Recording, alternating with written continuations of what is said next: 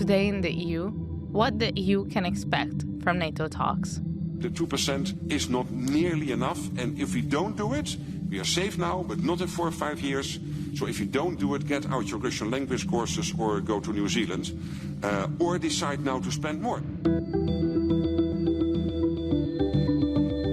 This is going to be a crucial week for peace negotiations in Ukraine. NATO members are meeting in Brussels today for the first time since Trump took office. They will talk about increasing defense spending, do the math on the GDP target, and discuss weapons delivery to Kyiv. The bloc is feeling the pressure. Trump infamously said he could end the war in 24 hours. Yet in politics, 24 hours can change a lot. This meeting is a chance to show the US that EU countries are doing their part in the alliance. But there is a nagging doubt that this may not be enough to persuade Washington to stay on in Ukraine. So what deliverables can we expect from NATO talks? And is Europe ready to assert its role in the peace plan? Hello and welcome. I'm your host, Giada Santana, and this is Today in the EU.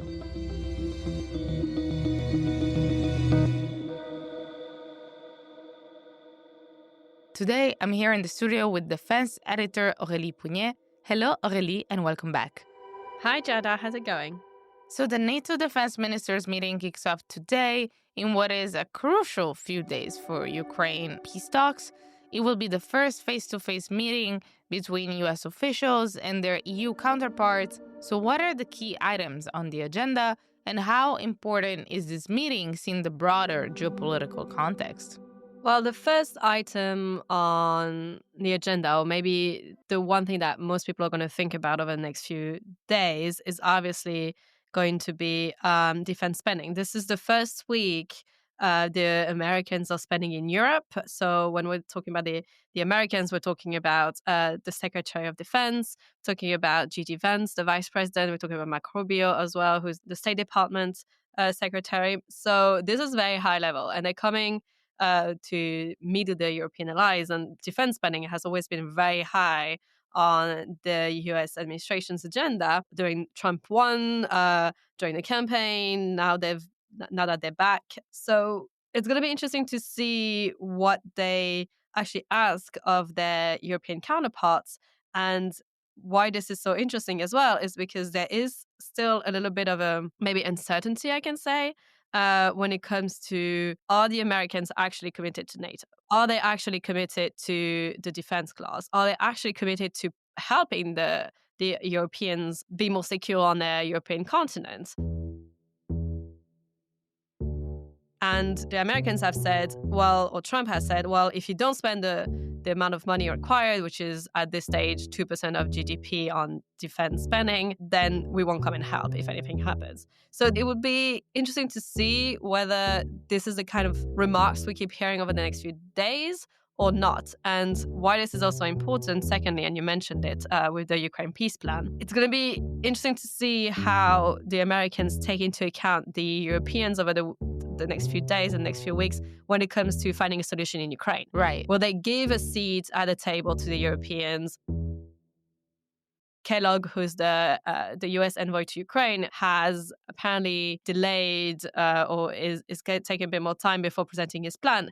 And this is all very interlinked because at the end of the day, it's a question of who's responsible for the security of the continent and who is ready to take a big share of it. And do you foresee any developments in terms of commitments to defense spending? I mean, so far, several EU member states, including Italy, Spain, and Belgium, are not meeting the 2% threshold. And Poland is maybe the only one close to 5%. I think we're going to hear, obviously, member states talking about how much they spend and how defense spending is important. It's very early still to have even a decision on a percentage. And even so, at the moment, there still has been no decision about even changing the current mandated 2% target. Right. So let's see how it goes. What you will hear is the Europeans are taking a large part of the military aid to Ukraine, about 60%, together with the US, so Europeans, Americans, North Americans, so Canada, have together provided more than 50 billion of military aid to Ukraine last year. So we'll hear about the past. We're not necessarily going to hear about the future, except when it comes to maybe the US views on it. And this is where really the attention is. Are they going to bring up Greenland? Are they going to bring up Panama, the Gulf of America? Yes, precisely. All eyes will be on the new US Secretary of Defense, Pete Hegseth, and the US Ukraine envoy, General Kellogg. Where do they stand on the transatlantic bond? Are they unpredictable as Trump himself? What do we know about them? This is what we'll find out, I think, this week and in the next few days. In the NATO format in Brussels today and tomorrow. So, first of all, in the Ukraine support group, and then at the NATO meeting itself with 32 allies, and then at over the weekend at the big Munich Security Conference, which is the grand mess of everything security and defense related. Now, they can't go against what Trump has asked. The question is, how are they going to ask for it? And how far are they ready to challenge the Europeans into doing what they promised they would do, which is take a larger share of the burden? The European Union should be paying a lot more than they're paying. I think they should lift their number not to 2%, but to 5%. NATO should be at 5%. So what's the expectation on the side of EU diplomats? There's definitely still going to be a lot of emphasis on it. You know, some diplomats have said it will be a good week if we hear from the Americans that they are committed to still sharing the burden of the security. And they are committed to finding a sustainable and just solution in Ukraine, for example. What they don't want to see, or that they hope will not happen, is have an undermining of the military alliance and of how important the Europeans are. And really, it would be very difficult for the Americans to leave NATO. Everyone understands that. By law, it's very difficult. However, what's so not that difficult is to undermine it. And this is really what strikes. Are they ready to undermine it? Or are they ready to append the commitments that they have? And in terms of commitments, however, Trump might be a month only into his presidency, but he had originally guaranteed he would end the war in 24 hours. The promise did make the EU nervous, as, well, the bloc is Zelensky's #1 supporter. So do you think that the first thing that Brussels wants to talk about will be how committed Trump is to Ukraine? It's definitely high on the list. Committed to Ukraine, committed to security of the continent, committed to just the NATO military alliance as a whole. He did say 24 hours, but then when he heard back from General Kellogg, so the US envoy to Ukraine for the peace, we quickly understood that it probably wouldn't be 24 hours, that it would probably actually be 6 months, if not even more. What we've seen is really what we see from Trump on other issues, which is really a transactional way of just seeing relationship, which is he said, well, we'll send you more aid and more military aid if you give us access to your rare earth, which are extremely important when it comes to making technology or defense products. So there is a commitment still. The matter is going to be how is it delivered and what is really the message behind it. I think there's going to be a great opportunity from what at least this is what we hear from diplomats, is that they hope it's going to be an opportunity to understand a little bit more what are the US intentions on all those topics. And the UK is chairing this round of discussions. Is that significant? How is that going to impact the flow of the conversation? The UK is chairing, indeed, what we call the Ramstein meeting, which is basically the support group for Ukraine, where about 50 nations gather around and pledge military and non-military support. The UK will be chairing instead of the US. The US has been chairing it for the past 2 or 3 years at this point. So the US is taking over for at least the moment in leading it. I mean, the reason I understood behind it is you can't really expect the Americans to do it when they haven't come forward so much with a strong, unlimited support for Ukraine. You know, this is a platform where everyone pledges more, and you need to drive the debate. You need to just send out the invitations for everyone to come to this pledging conference. Can you do it if you're not yourself in the driving seat, sending billions and billions of aid? I'm not so sure. So the UK has taken the lead this time. Politically, it has a significance. The US won't be too much on the spotlight. It gives them a chance to take more time to explain their positions, figure things out. And so things to look out for as the NATO meeting starts today. In the next few days, I would keep an ear out for anything you may hear from not so much the Europeans, because the Europeans will always tout their amazing progress in defense spending and in taking more share of the burden sharing and all of that. But definitely keep an ear out for whatever the Americans say about the security of the continent, whether they are committed to keeping their 100,000 troops or whether they want to go back to 80,000 or even lower that number.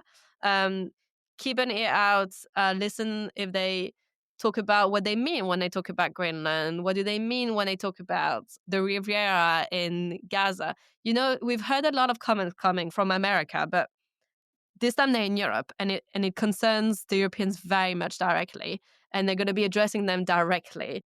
We will see. That was Aurélie Pougnet, defense editor at Euractiv. Thank you, Aurélie. Thank you, Rada.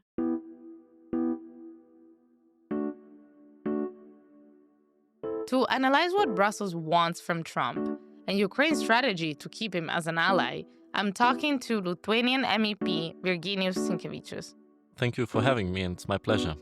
So, as things stand, Trump's envoy to Ukraine just paused peace talks to first consult with NATO member states, and in that case, Brussels is expected to present a united front. So, how should Brussels address President Trump's peace plan? Well, I think the crucial signal is for all of us to be at the table and to be unified. Because now what we see, with tariffs being handed left and right, some sort of initiatives being taken without consulting partners, that does not enhance trust. It's not strengthening the transatlantic bond. And when you mention these initiatives, what are you referring to? First of all, of course, I'm speaking about tariffs, just the recent tariffs on steel and aluminium that were imposed, and then the further talks on possible tariffs. So essentially, we're putting on a 25% tariff without exception on all aluminum and all steel. And it's going to mean a lot of businesses are going to be opening in the United States. Now we're going to be meeting. That's not helping at all. Secondly, of course, I think, holding a private talks.